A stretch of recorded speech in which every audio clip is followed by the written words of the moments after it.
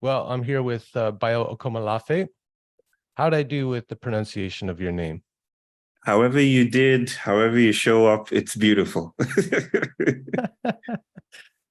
Well, it's a name that feels really good to say. Like it feels good in my mouth. Good. Akomolafe. Yes. Something about it. Yeah. I mean, It is a good name. It is a good name. yeah. It's been kind of a long time coming that we meet people over the years. You've probably been the most requested guest for the podcast. Mm.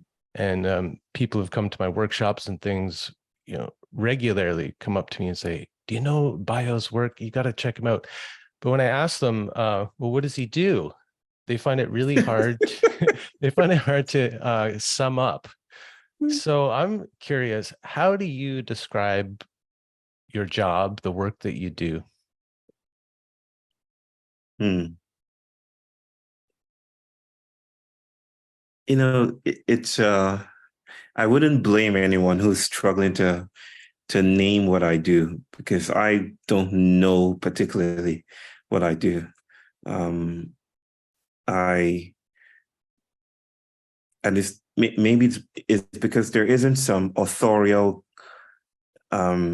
stability here, like I'm the one doing it, or in the ways that we speak about my work or your work. It feels like an enlistment of some kind. And there's a drunkenness to the way that I feel called to show up in conversations today that straddle and dance in all the sites that have to do with identity and justice and the future and the human and coloniality and race and bodies and the animal and the alien. So in a sense, my work doesn't have a name yet, and yet it's being done because it's futural and it's urgent at the same time. Yeah. Mm, mm. Um, One of my teachers, Stephen Jenkinson, often describes the work he does as spirit work, Okay. which I don't know, maybe resonates with the swirl of things that you work with. Hmm. I can put it this way. I can put it this way that I've been telling the story of this entomological phenomenon called the ant death trap, or the death spiral. And it's basically a pheromonic, incarceration, as I call it, where the ants just keep going around in circles. They secrete pheromones to guide themselves around, to navigate the world. But sometimes they get stuck in a loop. And so they just go around in circles. They just keep going around in a circle and they keep going around and they get exhausted and they die, right? In that circle. So it's called a death trap. But there are many ways that a break can happen in that circle. Maybe a foot gets stuck in there. Maybe a teenager or a child disrupts the ant circle, or maybe a twig or some kind of glimpse of a world that expands beyond their sensorial assemblage, or by infection, right? Maybe a fungus infects an ant and it goes away like a zombie ant and breaks out. I think my work I would call it the work of breaks, or the work of cracks, or the crack, basically, which is not entirely legible to the circle. And that's why I guess people struggle to name it, because it is something extrasensory, if you will. It is out of our sensorial familiarity, how we speak, how we know things. It's kind of prophetic. Yeah, I'll stop there. Hmm. How do you understand prophetic? The way I Yeah. understand it is someone who the gods speak through, Oh, no. something that needs to be heard for the time. Yes, yes. I mean, that sense inheres and might live through some of the things or some of the ways that I show up, but I make no attempt. I do not present myself as someone who is oracular, speaking from merely sourcing from an already finished realm and just translating to the material. I resist. I'm no guru. I'm a researcher and a thinker together with, right? So I think of the prophetic as the invitation to look again, right? It's right there in the etymology. If you trace it all the way down, so to speak, the idea of looking again, of re-examining, is the prophetic. So the prophetic for me is not prediction, it's more like a fugitive invitation to reconvene time and temporality and space in ways that are strange and yet strangely familiar. Yeah, that etymology also makes me think about the word respect. So is the work that you're doing a way of showing respect for the world, for the ignored spirits of the land and traditions? I'm thinking here of the trickster Eshu, who I've heard you speak about before, and I feel a real affinity with the trickster spirit. And that's one of the reasons why I was excited to talk to you, because I sense that you also have quite a bit of trickster in you. And I always have the most fun conversations with other trickstery types. Right. But is it something to do with respect, do you think, as well? Oh, brother, I'm loving you at this moment. This is beautiful. Yes, yes. You could think of I've never really sat down to think about the etymology of the word respect, but to look again. To look respect, again, yes, yeah. to respect. If it is to, let me put it the way Karen Barad puts it, that it is often the case that the world kicks back, right? The world kicks back. And that is to say, sometimes the prosthetics or the prosthetic arrangements, the ways that, and by prosthetic, I mean that which is outside of the thesis, right? That which supports the thesis, whatever that thesis is, an arm, a coloniality, progress, economic development, whatever the thesis is, there are prosthetic arrangements that thesis is indebted to, right? Like the world, like Black bodies, like slavery, like animals, like there's always some colonial assemblage excluded and appropriated and disrupted bodies, right? But sometimes those bodies coagulate and become a crack, if you will. They become monstrous and they disrupt continuity, right? So they force us, and in some impersonal, infinitive kind of way, they force us to reconsider the terrain, the territory, right? What does it mean to be named? What does it mean to be human? What does it mean to go forward? What does growth mean in a pandemic world? What does size mean when an infinitesimal critter like the coronavirus can upset entire economies and send billions of people to their homes? So that time when the world kicks back, you need to pay respect. And paying respect is prophetic work. All right, good. Excellent. We're done? Okay. Yeah, I want to avoid the how question for sure. Okay. But I would like, I'm also hearing some hints of the qualities of the trickster in what you say. Leading up to our conversation, which has been many weeks in the making, and thanks to your assistant for really helping out with that, juggle our schedules, and yeah. So I was thinking, what am I going to talk to Bayo about? And so I've been listening to some of the conversations you've had, and what's really emerged over the past couple of days is the trickster. And I've been really tuning into that archetypal energy over the past few years as I've been contemplating what is a good guiding archetype for a man at middle age. The time of the hero is over. And so, I really started to look into it and try to find stories that spoke to a man at middle age and his the kind of new responsibilities and obligations that he might feel, his role in the world. Mm. And what I came to is the trickster. Um, and there's an American psychologist, Alan Chinen, who wrote a book called Beyond the Hero. And Mm. he researched thousands of fairy tales.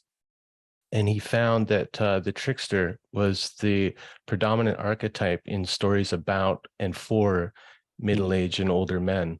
Mm. And that really spoke to me. And some of the qualities of the trickster, I think, are really helpful in being an uncle to younger people, a kind of mentor figure. Mm. Um, but I also started to think about our civilization and the place we are in the kind of the growth and evolution of Western civilization, and how the cracks are really starting to show. I mean, Mm. and so what's the archetype that's needed now? And I thought, well, maybe it's also the same archetype of the trickster, this agent of change and overturning the status quo and old structures. And so I thought, well, look, let's talk about the trickster. And Mm. I would like to learn something from your experience coming from Nigeria about the Yoruba deity of the trickster Eshu. So Yes. I don't know much about him, but I feel like he has a lot of resonance with other trickster figures, Yeah. particularly Hermes. Yes. Yes. So could you tell us something about Eshu and the kind of role that he plays in your life? Of course. In my life, I think Eshu disrupts the idea that life can be owned. The But limits of yes, the English language, I know. yes, of course, Yeah. of course, of course, of course, of course. One of my favorite stories to tell, among the many things I like to speak about when it comes to Eshu, is well, one of the Orikis, which is a poem, the Odus, the poetry spoken about Eshu in the Ifa tradition, is that Eshu, one says Eshu is, I'm paraphrasing here, but Eshu goes to the palace and it's too small for him. It's too tiny for him. But then he goes and lives in the seed, in a kernel, and now he can stretch, right? It disrupts the idea of space or spaciousness or privacy. Another one says, Eshu throws a stone today and kills a bird yesterday. Disrupting concepts of time. Time. But one of the most powerful stories and is written by Femi Yuba, who's a professor, I think still in the United States, but he's a Nigerian, Yoruba. He tells the story of Eshu and his role in the transatlantic slave trade. And I think it's one of the most important stories. It's not part of the Ifa tradition, but to me, it's right up there with one of the stories that can be told about the trickster and that responds to your questions about archetypes and archetypal formation and their usefulness, so to speak, to times of transitions and transformation. It said that when the ships arrived, when the ships came, the god of war, who's also the god of metal, who's also the god of victory, so he has quite the resume, mounted up an insurgency against these slavers, these traders. And he does this by rushing to the shore to try to outwit and kill and chase them away, basically, to win. Mm-hmm. And this guy would have had the upper hand because it's right there in his CV. He's the god of victory. His name is Ogun. Ogun, Yes. yeah. So Ogun gets there, but on his way there, he's intercepted by his brother, another Orisha, Eshu. And Eshu offers him palm wine, basically just tempts him and says, hey, let's take our time. We can do this in the morning. How about we do this tomorrow? So just rest for now, go to sleep, we'll continue. And so he drugs his brother, with the strong alcoholic drink called palm wine, local to places in Nigeria. and then he steals into the slave ships and becomes a stowaway, this liminal presence that travels with the slaves and creolizes the future, creolizes the new world, right? And I continually think about this story, because it doesn't fit. One of the questions we can ask is from the perspective of moral stability. We can say, how dare you do that? Why didn't you save and restore the order of things?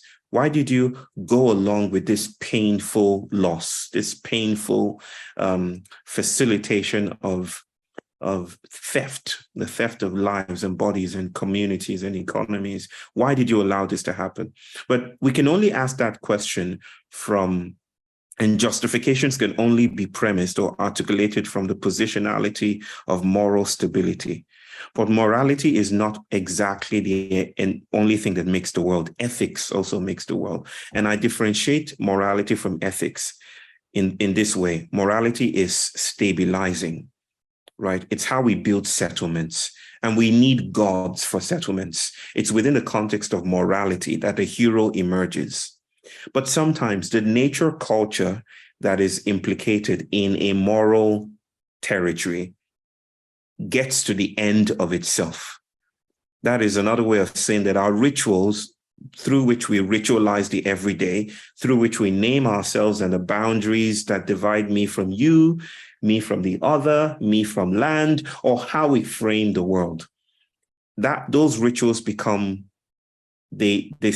we enter a situation that feels like diminishing returns. Our rituals become less and less productive, right? They start to hollow out. It's like the conversation around novelty today. Newness and novelty means Apple is releasing the next iPad or Vision Pro, right? Novelty is innovation, and innovation is tweaking what we already know, pushing around the symptoms, right? Nothing really bursts through, right? So ethics, on the other hand, is flow. Ethics is how bodies come to matter, how bodies are continually in processual flows. And I think Eshu travels with the slaves to open up new spaces of being with the world, right? There is no justification. Justification, again, is the luxury of permanence. But in moments of flow and transition and loss, you need the trickster to attend to those moments, right? You need new kinds of gods when you come to the edge. The edge is too prolific for the hero. The hero can only do heroic business and work, within the context of stability. But when you come to the edge of things, the middling edge of things, the liminal spaces where transductive operations of different sorts are happening, transmutative experiences, we're shape-shifting, we're growing ears on our heads, we're becoming monstrous, then you need the trickster.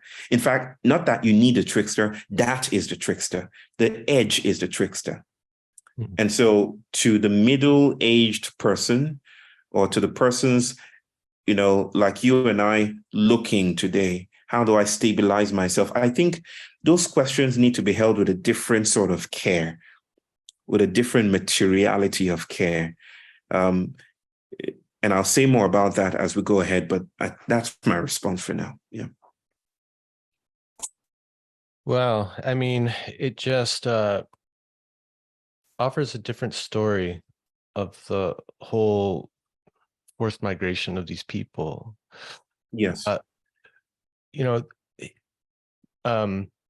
Getting his brother drunk, kind of foiling his plan, stealing away in the belly of the slave ship. Yes. Maybe in order to aid the movement of the people to this new unseen land. Yes. I mean, that to me, if Eshu's anything like Hermes or other trickster figures, thievery, deceit, helping with transitions, is all kind of in his wheelhouse. Mm-hmm. So not out of character at all, right? Nope. And like, why wouldn't Ogun kind of know that about his brother? Well, because the trickster is a shapeshifter, right? The And probably trickster, very charming, right? yes, incredibly yes, indeed. So it's probably the case that he felt, yeah, that makes sense. Yeah, let's do this. But then the trickster turns the idea of turning itself, turns in the midst of turning, and upsets our ideas of permanence and structure and identity and binaries, right? I came from Estonia a couple of months ago, and I learned about the trickster in that country, which is called Vanapagan.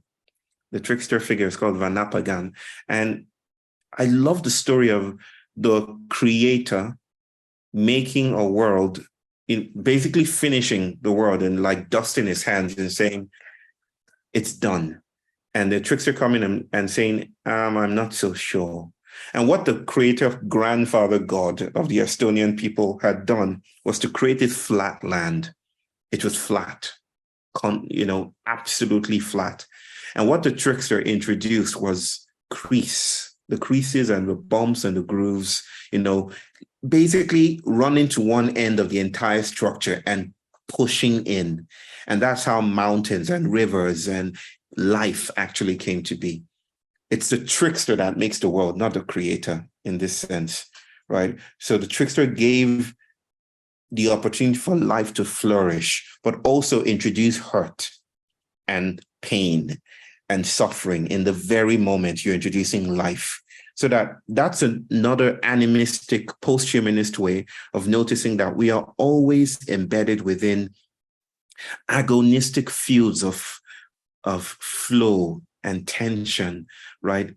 So that to expect that the world should meet our ideas of it, or it should dance to our anticipations of it or expectations of it, is to reinforce a coloniality that is, I believe, very strongly at its end. Mm. Mm. Well, the other thing is like, I mean, as horrible and painful as the slave trade was for so many people, it changed the world fundamentally. I mean, at least this part of the world. I mean, it had such an effect on the cultures in North and South America. I was introduced to the Orishas through a Brazilian church Okay. that had syncretized some aspects of Umbanda, which has its roots in Yoruba. Yes. And the Brazilians, they're like natural syncretizers. They don't seem to have any problem with cultural appropriation. It's just, okay, these people are here, let's bring them in and like mix it all up. Not just the Brazilians, the Caribbean cultures, yes, syncretic traditions all the way down. Yes. Which I love. But so syncretizing, bringing in, inviting in, welcoming in, incorporating that tradition has enriched that continent and the peoples in it to such a great degree, and even like the influx of Africans into the North America changed the culture and gave us things like jazz and blues music and beautiful art forms. So there's that duality of like the pain and the kind of the gift and the joy of it all. And yes, it's amoral in a way, right? And that's another aspect of the trickster, I think, is the amorality, to be beyond ideas of right and wrong. Yes. I often put it this way, that it's in the wake of the trickster's departure that we come to build ideas of right and wrong. But the trickster has to depart. The trickster has to burst through the veil in order for us. We do it in the wake, in the eddies of the trickster's departure. That's how we stabilize and say, okay, this is how we will draw the lines and create a public. We will demarcate this space and call it justice. And then we will say that this is injustice. But the trickster's dismorality, if you will, right? The trickster's animistic wanderings needs to go before to make that happen. And yes, you could say it's difficult for people to hear these tales, or even to take a matter like cultural appropriation and see through the lens of the trickster, right? because from the neoliberal modernist subjectivist perspective, it's an evil thing. And then you hear elders like the Trinidadian author Earl Lovelace saying, to articulate his concept of bacchanal aesthetics, basically saying, appropriate the technologies of the slaves. That if you are to go through these times, if you're to address the impasses of this time, appropriate the technologies of the slaves. And you hear an Afro-Martinican philosopher like Edouard Glissant write about the right to opacity, right? Resisting the idea that he has to be coherent, or that our philosophies have to be coherent or transparent, right? Fitting within some Euro-American centric model. So these are the gifts. Yeah. Yes. Like you have to have it all together. Yeah. You have to be a pure unit unto yourself. And that is deeply problematic. Yeah, and your cosmology needs to be all sorted out and clearly delineated. I mean, that's like colonizing the spirit, which when I enter into these other traditions, like the Brazilian Umbanda tradition, I mean, there's no lines. It's all just a big kind of mix. It's a stew, and it's wonderful. I mean, it just feeds my soul. And I just wonder, like, one of the things actually I was thinking of this morning on my walk, somebody had made a comment on one of my recent YouTube videos, speaking with an author who he's an American guy, kind of renegade Jungian, and he's made the correlation between what he sees as kind of the modern malaise, or the kind of curse of modernity, and the colonizer mindset. He's made the correlation with the North American Indian idea of Wetiko, who's a kind of vampiric kind of spirit. And so somebody was calling it out as a form of appropriation. And I mean, it's complicated. I don't know the author that well and how much time he spent with, native traditions and learning from them and all that. But it got me thinking about this idea that cultural appropriation is wrong. And I think that actually upholds the kind of the colonial project in a way of keeping everybody separate. And I was thinking that, us settlers on this land, wouldn't it make sense for us to learn from the traditions of the original people here if we're going to learn how to live in right relation with this place and the pre-existing people? So shouldn't the project be about us settlers becoming indigenized rather than seeking to colonize the people who are already here? So again, that's kind of flipping things on its head. Like, wouldn't everyone benefit if we did learn from the stories and traditions of this place? I'll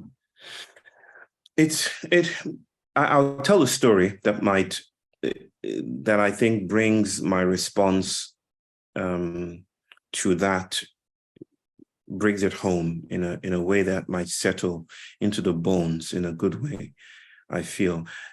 This speaks to the limitations of concepts and the epistemic resources we deploy to respond to the very, very well-publicized sufferings of people, minorities, people who have been taken, people who are still navigating a world that is essentially, I don't want to say essentially, predominantly white modernist.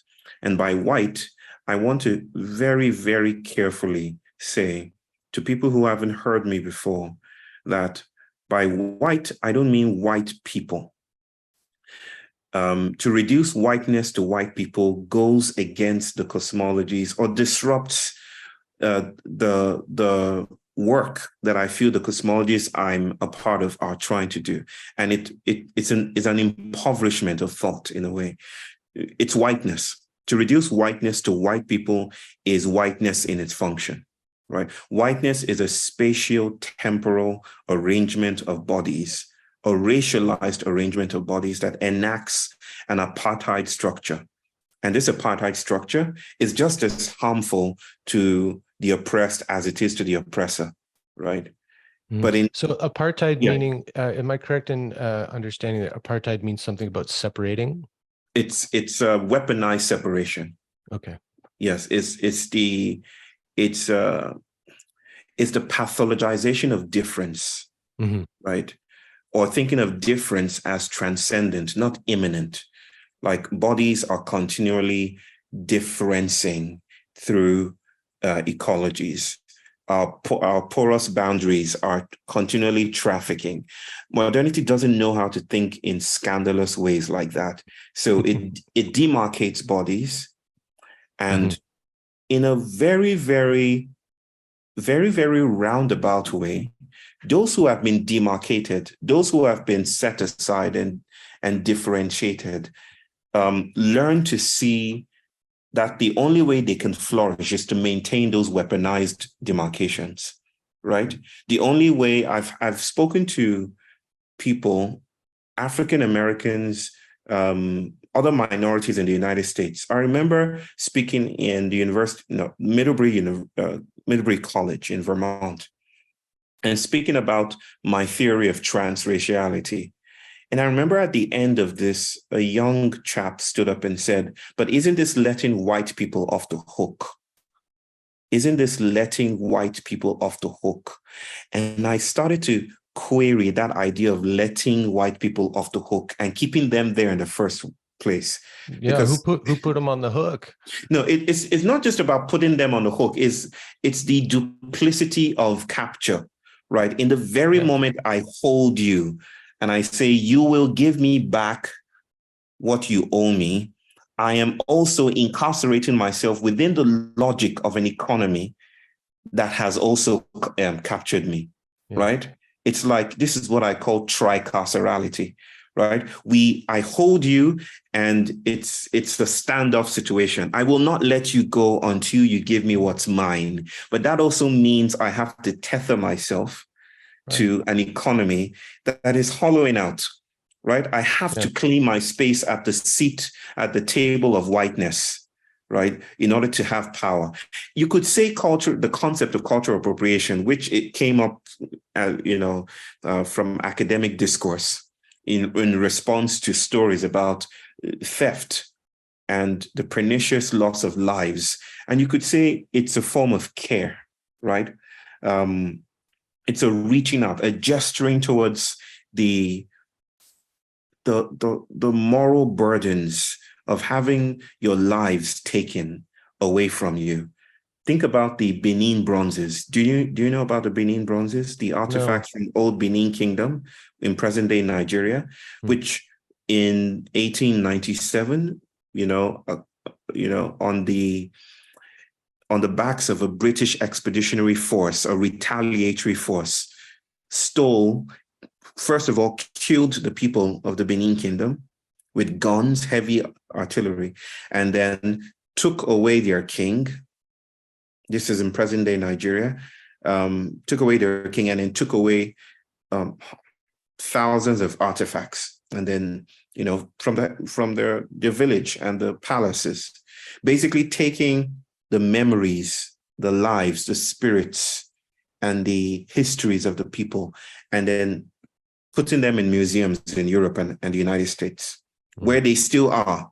So there has been this momentous movement to try to get those things back, right? But this is how the story goes. And this is part of my analysis of cultural appropriation, that it doesn't quite do enough. And I think this is what you're sensing, right?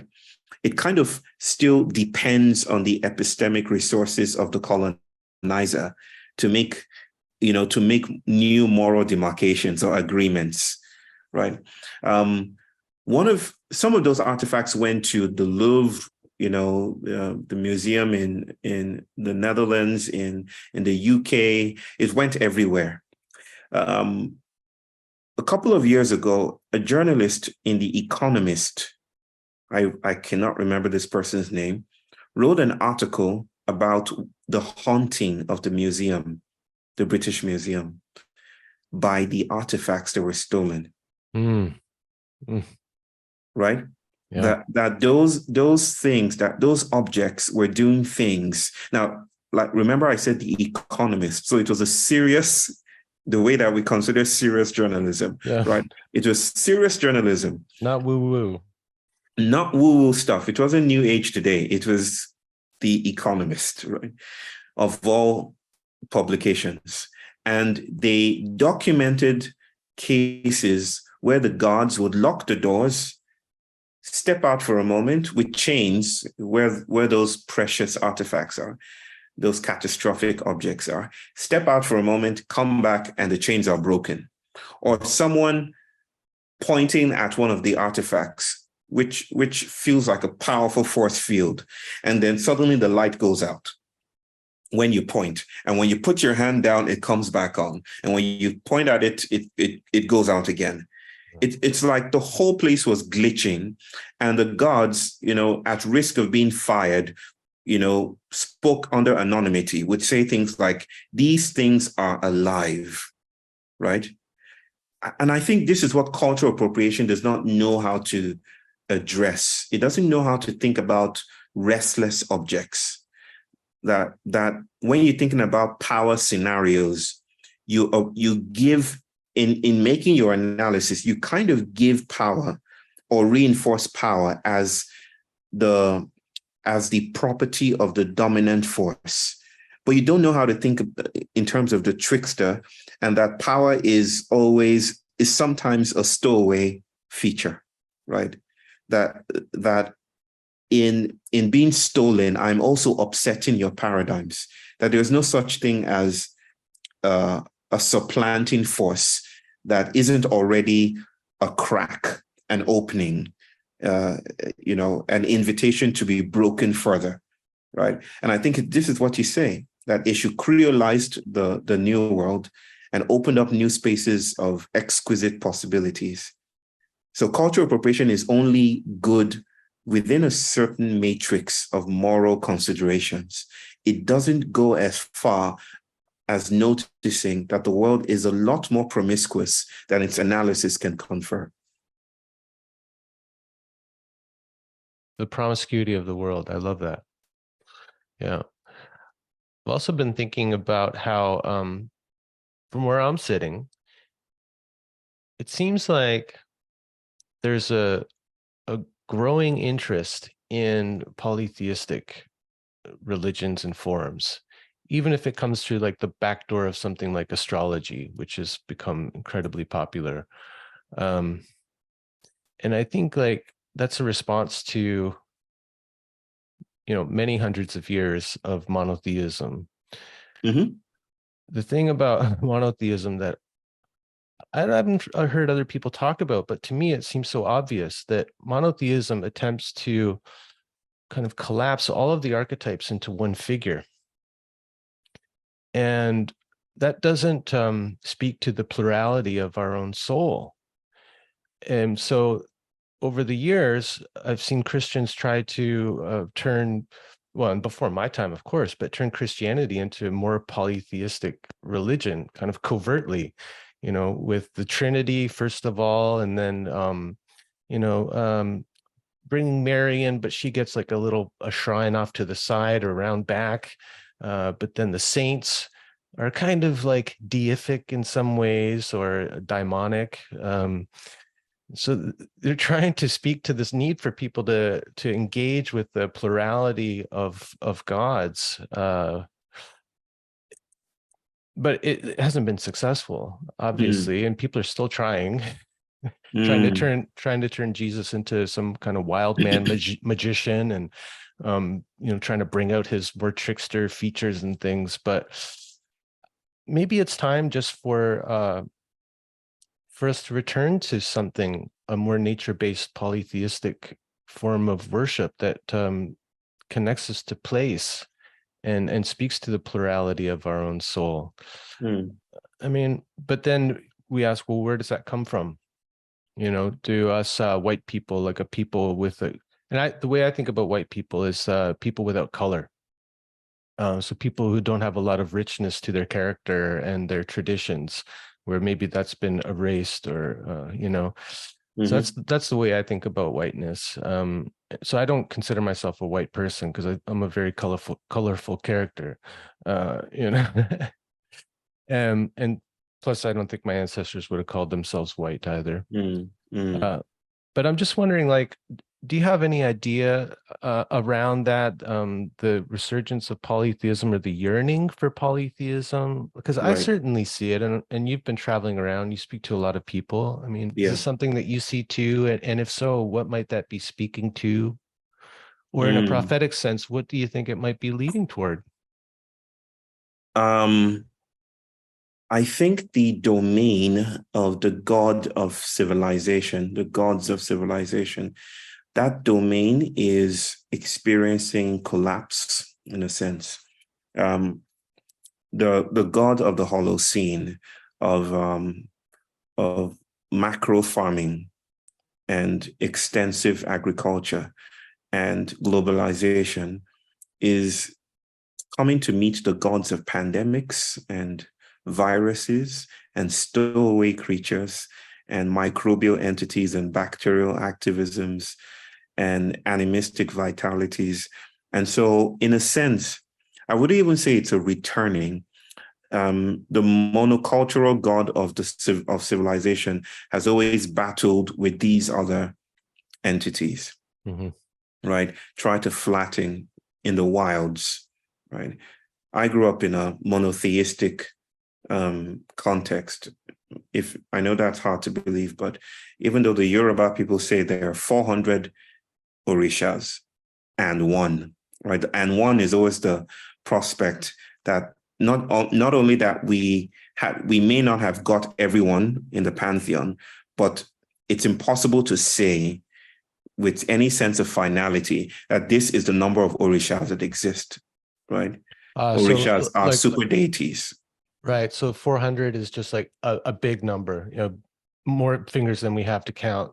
So it's pointing toward a incalculable number. Kind of It's like, it's it's a way of saying that, yeah, yes, like Vishnu's 10,000 cobras. It's just yes, like yes, it's a number too big for us to really comprehend. So yes. It's like something like that. 400. It's not 401, but 401, right? There's a pause. It's like, and there's always the and one. It's like the English alphabets, which of course isn't historically English, but the English alphabet has what, 26 it has 26 alphabets. It's 26, right? Letters. I think so. 26 Last time letters, I right? checked. 26 letters, yes.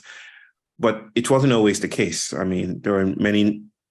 After Z, there's ampersand. Not lots of people know that, but the and symbol was the 27th, right? And I like that. I like Hmm. that. I like that the extra one is the and. The and, No, the right? The connector. 27th is the ampersand, but that's not usually talked about. So that's the idea here, that in a sense, the plural has always accompanied the monotheistic, the plurality. James Hillman would say that gods are part of furniture, and that they never really went away. They've always been part of the discourse, the conversation about what it means to be alive and doing the things that we do now. But I think of the things that are happening today. I think go beyond the either one or two, conversations we're having, either one or many conversations we're having, right? Either the monotheistic or the pluralistic. I think in a sense, there's something more than that happening. So there's the pantheism. Pantheism is God in everything, right? God is One God in one God everything. in Yeah. everything. One God in everything. You could argue about, you could even say that pantheism is the many gods in everything, actually. Hmm. You could have that interpretation. But there's a different one. I'm attracted to this idea of panentheism. Panentheism is not just God in everything, God incarnated as everything, but that God isn't a stabilized entity that just inheres everything. It's that God is processual flow. What it means to be God is still being made, just as creation is still being made. It's right. So it's more than a gerund, a continuous. It's more than a statement about how many gods, right? It's that even how we think about gods in terms of a single one versus the many is also part of this ongoing godding that the cosmos is wrapped up into, right? Yeah. Yeah. So you think people are kind of yearning to recognize that way of experiencing the world and being in the world? I think there's a gesturing in those directions. It's like lightning, how lightning formulates itself. We're creating step ladders here and there. But the idea here is that, and you spoke about being resisting the idea of being white. Right. The politics in the United States may frown upon that statement. That how dare you resist the epitaph of being a white person, right? But I also understand that gesture of saying whiteness was the subtraction. Whiteness is the abduction, basically, the slice that was taken away from the welter and the sweltering heat of everything in its co-becoming, right? It is just as much a capture of what we now today call white bodies, which have always been colorful. To be alive and to be embodied is to be colorful. You cannot but be colorful. You cannot but be imbricated with microbes and bacteria, even right now. So in as much as we want to speak about white supremacy, we must also take into consideration white syncopation, right? Syncopation. Right. Syncopation is the change in rhythm, like in jazz, when it takes on a different, there's some disruption, and then it takes on a different lilt. It becomes different, right? Well, it's often syncopation is often a counter rhythm as well. A counter rhythm. There you go. Yeah. There you go. Something it adds a little flavor to the straight up 4/4 beat. There you go. There you go. Syncopate is to be like kind of off rhythm. Off rhythm, off kilter, off center, that the world is so off center. Eccentric. Yes. Off centric that it's ecstatic, that our bodies are outside themselves. So, many people would like to codify white bodies as essentially this. And in order to do, they do that to the level they're willing to think of themselves as identitarian, which was a survival move, right? If we're to thrive in this context, then we need to adopt an identity. And then in adopting an identity, we also deify and reify and lionize the other, which is the white other, the white supremacy, right? But white supremacy has never been collapsible or reducible to isolated white bodies. White supremacy is a paradigm, is a nature culture, a thought pattern, right? It's a ritual, an algorithm. So here then, when I say white syncopation, I'm saying even whiteness is migrating. Even whiteness is traveling. Even whiteness is losing its beat, right? And dropping the ball and doing things that it wouldn't ordinarily do under the burden of its own logic. And in this sense, I would say that in ways that are more than intentional, more than anticipated, bodies are yearning for something else. And you can think about this as a panentheistic moving, a syncopation, a cosmic syncopation. And cosmic syncopation is an aliveness, an attunement to different kinds of beats, which calls for different kinds of gods, which calls for different kinds of tricksters, which calls for different kinds of migrancies. Yes. And calls for different ways of moving the body in response to those rhythms. Like the syncopation is what gets the hips moving.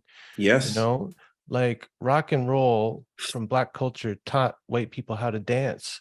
And how disruptive was that to whiteness in the 1950s? Yes. I mean, Yes. incredibly disruptive. Yes. Elvis Yes. was demonized because he was moving his hips on television. Mm-hmm. Mm-hmm. That Elvis is just a good example here. But did you read recently about the Milky Way, the black hole in the Milky Way, in the very center of the Milky Way, called Sagittarius A? And this No, black no. hole, 4.1 million times denser than the sun, right, was awakened. This monstrous being was awakened 200 years ago by dust. It had been asleep, right, for a long time. And then it was awakened. And then what happened was, and I don't understand fully the astrophysics here, but the sonification of the dust particles, the gas clouds that had been swallowed up by the black hole, gave birth to music. And this music was picked up 200 years later, right, by our instruments, by NASA, right? And it's available for everyone to hear on YouTube right now. It sounds like children at play or fairies at play. And I think syncopation we've always been bent along with space-time. It's almost like a geodesic entropy. We are moving along with the world in ways that our analysis of whiteness and our quest for the appropriate response, something equal to the measure of its brutality. There's something about that ironically reinforces the brutality and actually spreads it out. Yeah, I think comes from the same impulse to keep separate, to punish, to other, and all of that. And it's not working for us or the planet. No. It's time to let those boundaries become way more porous. And I think to do it joyfully as well, as like a celebration of the other and Yes. what they have to bring to the party. I can't see any other way forward. Many political arrangements at the moment may not be open to that suggestion. And I have compassion for that.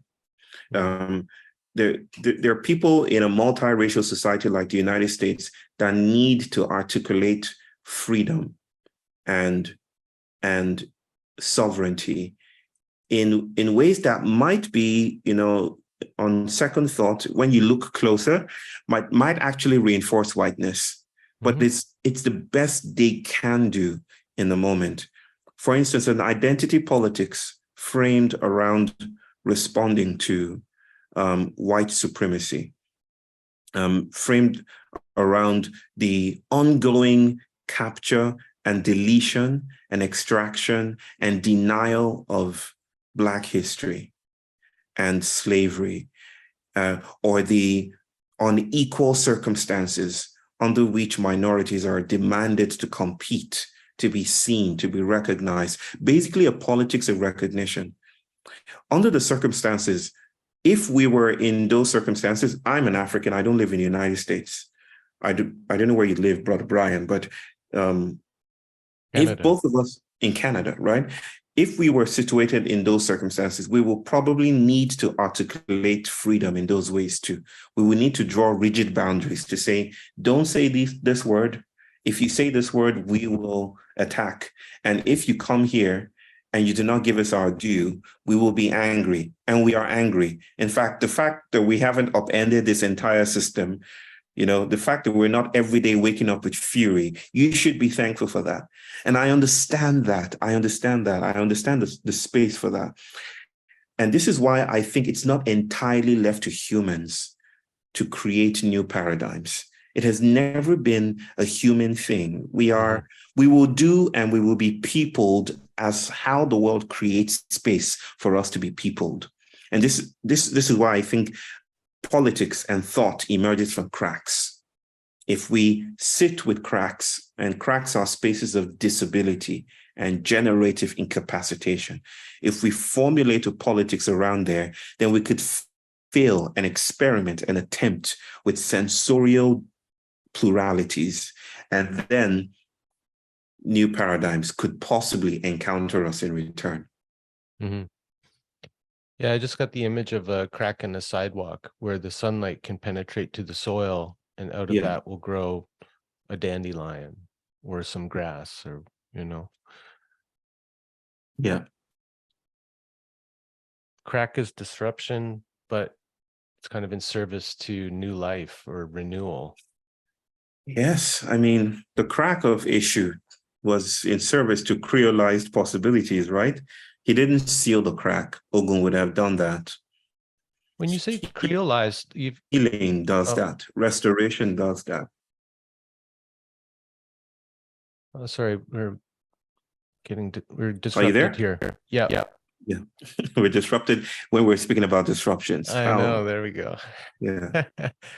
Well, you used the word creolize a few times, and Yes. am I right in understanding that creolize has something to do with mixing up, Mixing up, making things stranger. making things stranger in like a, I think usually beautiful way. Like the kintsugi, like the Japanese art form. When something is Gold broken, crack. yes, lacquer, gold lacquer, just not to heal it, but to hold the tension of the brokenness, not Not to fix it. dismantling it, not to fix it. This is not a fixing, but it holds brokenness as part of an art form. Mm. Loss becomes part of the heritage of the object. Hmm.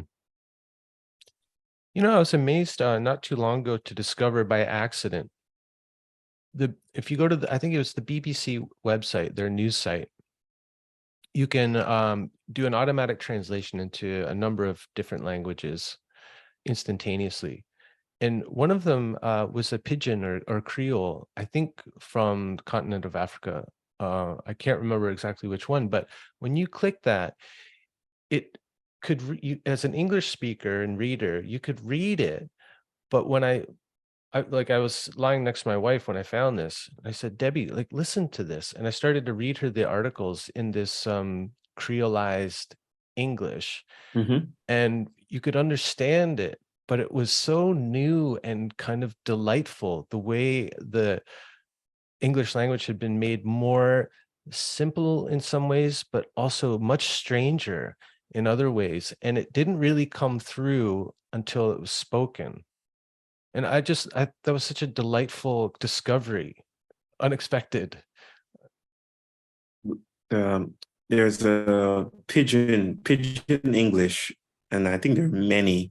While I was an undergrad in school in Nigeria, my professor of English would say that there are many Englishes, and Mhm. he was trying to say that of course, discussing the story of pidginated Englishes and that space of encounter, how it erupted into something, a different language. Like Pidgin English, right, in Nigeria, borrows from local cultures, borrows from the Portuguese, borrows from English language, it's just like a masala of different languages.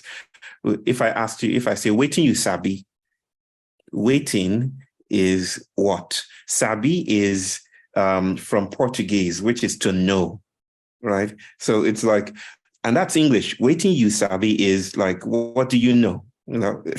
And I don't even speak Pidgin English well, but it just speaks to those spaces of encounters that hold loss without trying to bottle it up. They kind of become these prismatic, diffractive networks of unlearning and loss that sidestep mastery for a moment, sidestep mastery as the final say, and do other things with the world, at least communicatively.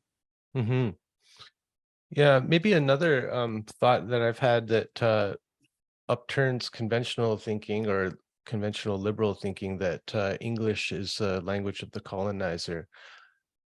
Like, English to me is not something fixed. It's always been changing, and it's always been evolving, and it's always been creolizing. I agree. When people come out to me and say I shouldn't use a word like shamanism because it was stolen from the the Siberians, or All language is stolen. I know. Well, I said even the language that you're using, calling yourself a psychotherapist, or, I could point out many kind of examples of what they were calling English was actually creolized language taken from Greek and French and Latin, and, um, it's just a strange kind of block that people have. They want to make English something that it's not. And I think there's another reason why it's becoming the global language, is because it can be changed. Like, you can't really change French in the same way. French is kind of like locked in, and there's reasons for that. But when French came to Canada, they didn't have those same constraints in the language. So it grew into something completely foreign to French people on the continent. It grew into this thing called Québécois. And Québécois is not well understood in France, and it's looked down upon as a kind of corrupted version of French. And so again, there's that, like, the impulse of the colonized mind to want to constrain things and restrict them and freeze them in time. How can there how can there how can that not be fragile and susceptible to cracking at some point? It just can't hold, you know? It just can't hold. I don't have a readily articulable or intelligible analysis of English as colonizer. I've always had some suspicions though about the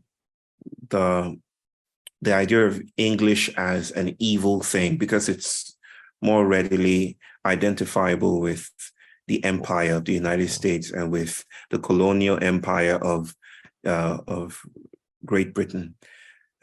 So I don't have an analysis on the ready, but you're noticing of language as this ecological force field, right? That is more than the human, that is constantly shifting and flowing, is deeply attractive to me, because language is more than human. Language is not just human property.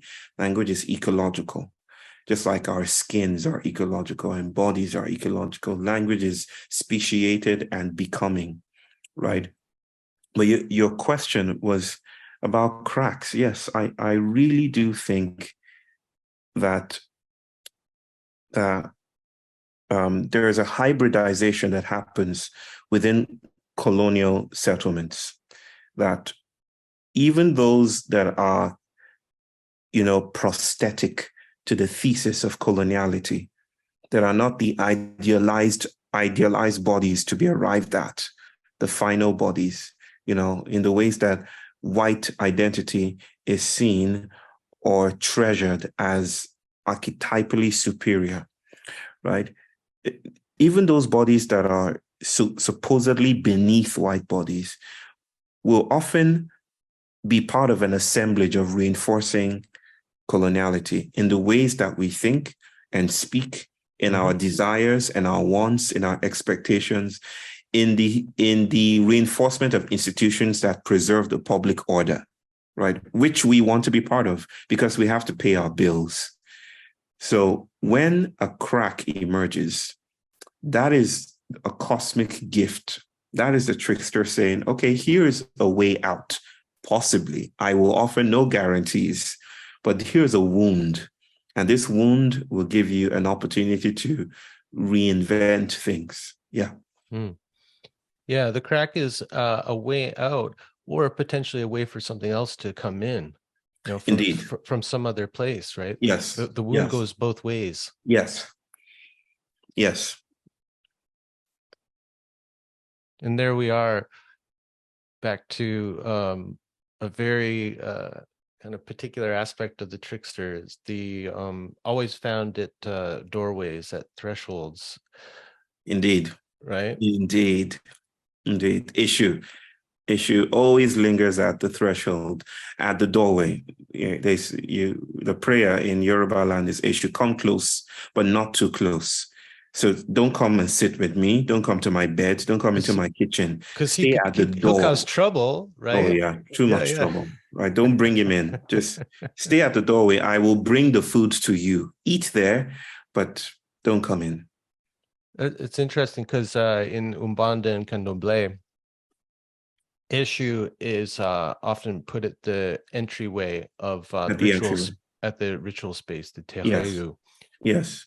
And he's often placed there as a mound of red clay, Yes. which, you know, the little bit about Greek culture that I picked up, Hermes was originally seen as a pile of stones, a herm, found at crossroads and entryways. Crossroads and I entryways. mean, Good. what do you make of this? The mound of clay on one hand and stones on the other. That, I mean, the resonance across time and place isn't it like just astounding? Isn't that It like is. proof It of is. the theory of archetypes, you know, Yes. and a kind of a collective consciousness that's always emerging in different forms? And I mean, my God. I mean, these things travel in ways that upset nation state boundaries and And ideas about my culture and your culture. they travel, they're upsetting, It's and yet upsetting, yes.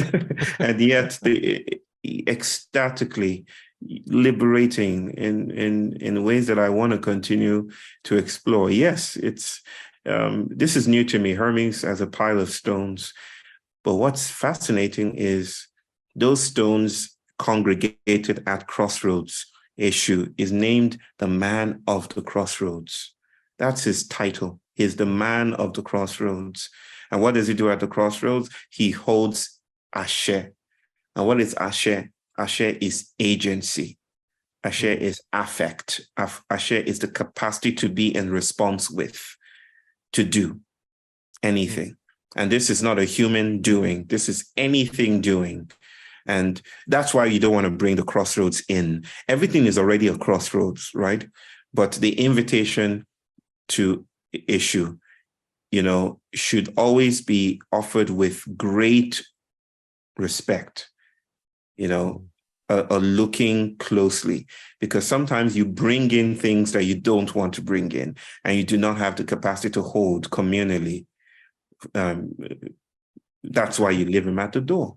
Well, But yeah, those people who took the bronzes from Benin and brought them yes, to the British Museum, and there you go. what the hell's going on? What have we What the done? hell is going on? We thought we had the power.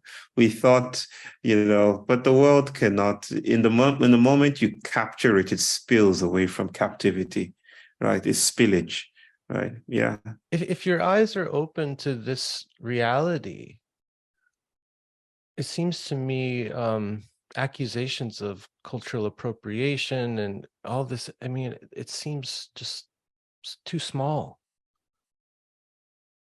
Like I've said earlier on, I think they come within the moral placemaking project of modernity.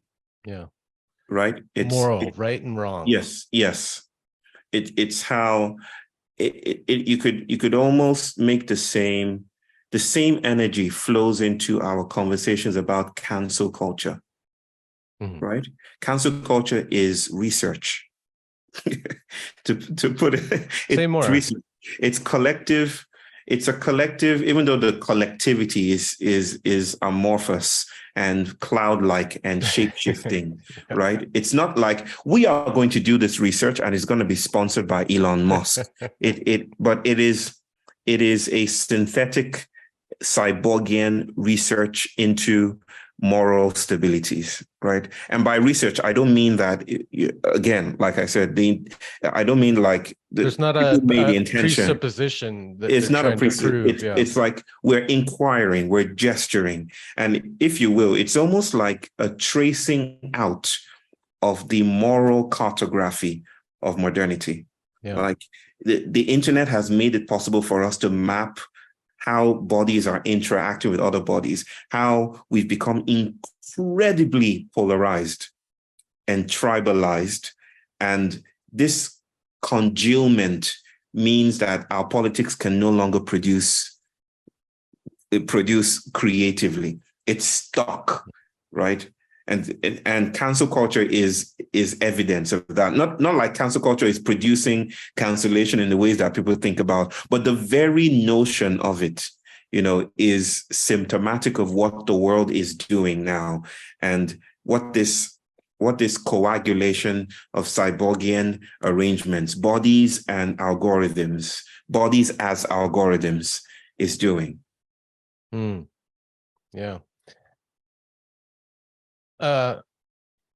Obviously, we both like to play with language. And, James Hillman, I think it was him who said that words are angels. They're messengers. And to me, that's so true. If I start to look into language, I learn so much about history and migration of sounds, words, ideas. It's amazing. So I love words, you love words. That's an aspect of the trickster too, right? Is facility or love of language, communication, which is a way of like connecting and projecting and all of that. So Eshu sounds a lot like an English word, Eshu, which means to leave out, to yeah. leave out, to deny, to shy away from. So is the trickster the one that has been left out of modern culture, like modern Judeo-Christian culture, the monotheistic kind of foundations of this culture, or the monotheistic, what did you call them? The support systems, the prosthetics. Yes. Do you think that was by accident? Something tells me that that aspect of life, of creation, the trickster aspect, was left out because it would be problematic to agendas of control and containment and delineation, right, wrong, morality. I think it was calculated. I don't think it could be otherwise, because of the position that Hermes held in that emerging Western civilization and culture. He had to be like purposefully left out, I think. Right. You could Eschewed. You could say that, yeah, and it's an interesting reading. Of course, Yoruba is a very tonal language, and one word could have. Are you there, brother? It's breaking up a little bit. See, we're talking about Eshu. Hello? Yes. Can you hear me now? Can you hear me? Hello? I can hear you. I think it's just catching up, or we're catching up to it. It's glitchy. It's glitching. It's hotel Wi-Fi. What do you want? Okay. I was tonal saying, language issue. Tonal, yes. That the Yoruba language is very tonal, right? One word could have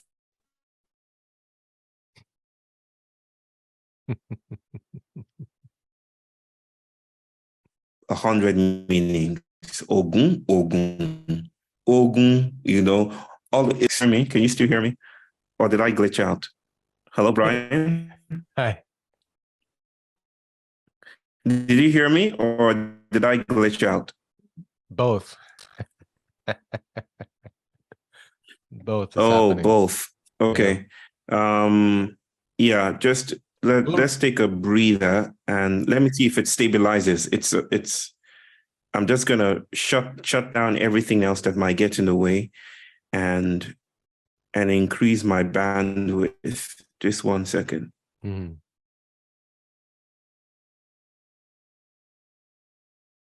How's it doing now? Are we okay? We went from red to yellow. Now we're in the white, and I heard white means good, so we must be doing okay. So let me just quickly get that point across. That yes, it's Eshu. It's down, Eshu. So, but the point still holds that there is some kind of Faustian deal that has to be negotiated with a trickster. Are you there, brother? Yes, but it's breaking up. But I want to get this point in before we end. The Faustian deal. Okay, you heard that part. So I'll say it again. And I think it's interesting that glitches are coming at this point when we're speaking about glitches. But there is a Faustian arrangement with the trickster in order for settlement to thrive. And we do need those kinds of settlements, the monster is always having to be pushed to the edge, right? And cultures need their monsters, right? So you stay there.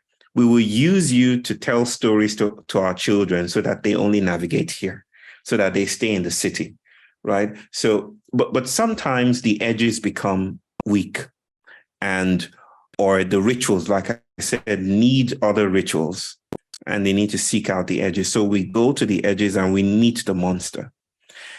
So you could say that the flattening of the world, this calculated thing, and by calculated, I don't want to return to the anthropocentrisms that would say that this is coming from some essential evil within man, within mankind, within human beings, right? Even white people, right? So I don't, even the calculability of it is a post-humanist process, right? So modernity proliferates flatness, and it does so by extinguishing the trickster. The way that I tell the story in the book I'm currently writing, and don't tell anyone about this, Brian, the way I'm telling this right now is that as Eshu steals away with the slave ships, his brother wakes up, Ogun. So I'm continuing the story. His brother wakes up and curses him. Mm-hmm. And the curse basically is he freezes him in the middle of the Atlantic Ocean, right? And how does he freeze him? He creates a paradigm of metal and steel to make it impossible for him to traverse the Atlantic Ocean. At some molecular level, Eshu is incarcerated in the middle of the Atlantic, and he's incarcerated by the flatness that Ogun perpetuates in order to defeat or to retaliate against his brother, right? So that the whole, and in this epic I'm telling, the whole idea is to try to liberate the trickster, so to speak, is to try to account for how the trickster might upset this paradigm of steel that has flattened everything. Yeah.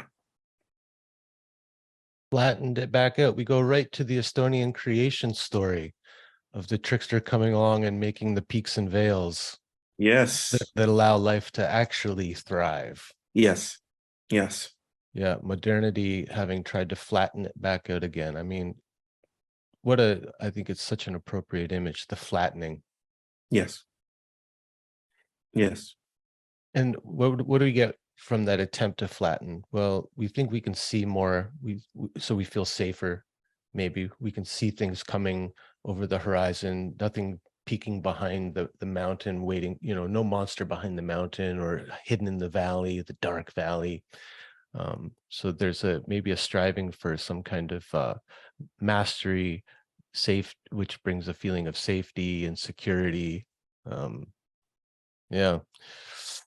You might even say, and this might even be a controversial thing to say, but that when we say, for instance, when we speak about equality, we're often speaking from the positionality of flatness. Yeah. Right? Because that mathematical, and it's not, that agreement structure, as Orland Bishop would say, that mathematical equation of equality, of things being appropriate to each other, already exteriorizes the valleys and the peaks and the things that lurk, and the fact that I am not a body, neither am I a body in this sense. I'm not an isolatable, separate body that is just there. I am an ecology, and I'm uneven, and I'm not coherent. And I'm like Walt Whitman. I contain contradictions. I'm large that way, right? So that is, even modernity's quest for the the sayability of equality still comes back to a flattened world that trusts in the individual as the centerpiece for this epic we call reality. Yeah, it just made me think about the mantra of my body, my choice. I think, my body, you so sure? Your choice, are you so sure? I mean, I had no choice in this body. I make choices in accordance with this body. Doesn't always go my way, the way the mind wants it to go, or the way the conditioning wants my mind to go, and all of that, right? It's a very neoliberal humanist way of thinking. And again, I have compassion for it, but it's very inadequate in meeting the needs of a world that is in transition. The foundationalism of humanism cannot speak to how the world is constantly kicking back. And to say nothing of the colony of microbes and little mites that live in our body, in our eyelashes, and I mean Demodex, right? The ones that live in our faces. Yeah. I mean, you start thinking about that, it makes you really kind of uncomfortable. It makes that kind of singular individual ego very, very uncomfortable, and it just shuts it out, just casts it out of the mind. Can't think about it that way. How freaked out people get when they find out they have a parasite in their belly. I spent time in the Amazon, and it was a common thing. And you had little bugs burrowing into your skin all the time. And I used to sit on the shaman's porch and enjoy digging bugs out of the gringo's feet. They came like screaming, "Oh my God, there's something burrowing in my foot." And we would just laugh. Always something. Always something's trying to get in. I mean, there's no singular my body for sure. Yes, indeed. Profound to say that, yes. Yeah, paradigm shifting. Just to recognize it, and to respect that. Like, think again, see again. I want to end because I know I've taken up a lot of your time, and Eshu's going, okay, guys, you're at the boundary now, and I'm coming in and disrupting things with glitches. Yes. But I just wanted to share a dream that came to me last night. So like I said, I've been thinking in the days leading up to this, what am I going to talk to Bayo about? And then this, the Trickster came forward and said, let's talk about me. I'm right here, I'm in your life, I'm in his life, and like, let's go at it. So had the Trickster on my mind. I was going over Lewis Hyde's amazing book again. Trickster Makes the World, yeah. It's so great. I love it. So I don't know, that influenced my dream life maybe, but maybe Trickster came in and gave me so many weird and wonderful dreams last night. I did not sleep well, but I dreamt well. But one of the dreams I woke up from was so interesting. It was that story from, I think it's from the Gospel of Thomas, where Yeshua says, lift a rock, you'll find me there, split a log, and I'll be there. And what the dream was pointing out to me was, that's the trickster aspect of this figure, Yeshua. Under a rock, in a log, I mean, and we could go on, uproot a flower and I'll be there, peek inside the hole of the tree, I'm in there too, there's something about that, I don't know, that is part of, I guess it's one of the apocryphal stories. It was left out of the major canon. Yes. There's like the Trickster trying to find his way into the story through this strange parable, but being left out, being eschewed. I mean, and I think our work is, I don't think the Trickster will want to stay, right? Never does. You can't pin him down. He's not going to sit at the table. No, the Trickster can. One of the stories, and I'm going to tell another one came to mind, but when you talked about pinning down, the Olodumare, chief god, asking all the Orishas, like, so what do you want? And Ogun is like, I want to be the god of metal. Shango is the god of thunder. Yemoja is the god of the seas. It's just like that. Mhm. And Eshu, okay, what do you want, Eshu? And he's like, I just want to travel. I want to see things. I want to travel. Can I just go already?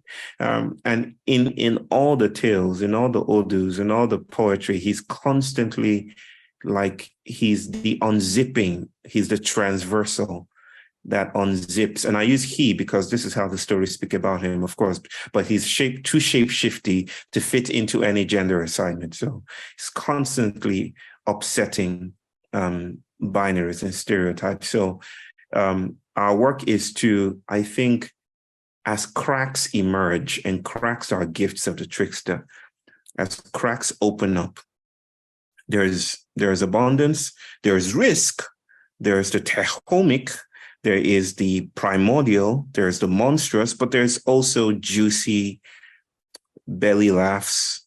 There's also the prospect of a subterranean community. There's also experimentation. There's a lot of failure. But I think this is what politics might look like today. If we sat with this and used the radical hospitality of the crack to do other things in the world and with the world. With not in terms of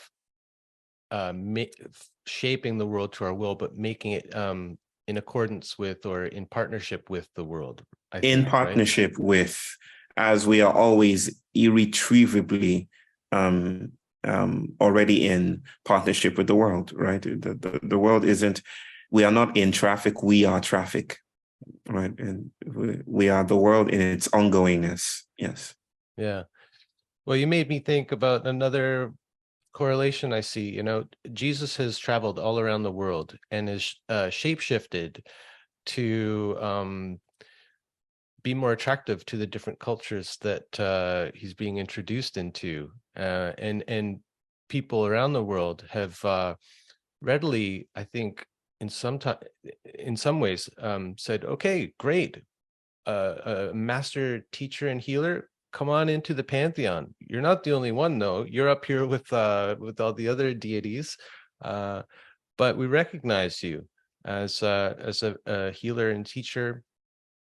So welcome, but we're not going to collapse everything into you. We're not putting you up on a pedestal, but you're there. You're there on the altar." And I've seen altars like this in Peruvian Amazon. There's the jaguar teeth. There's the parrot feathers, the fish bones, and there's Jesus. He's part of the pantheon. Part of the pantheon, yeah. And he's got darker skin, and he looks a little more like the people of that place, than he does in the cathedrals of Europe. And I think that's so interesting too. Yeah. In contrast to institutionalized Christianity, like the kind of the living tricksterish quality of this figure of Yeshua. I mean, he's such a strange figure. I can't pin him down. I've been wrestling with him for most of my life, and we're not in any kind of resolution. I haven't come to terms. And never will be.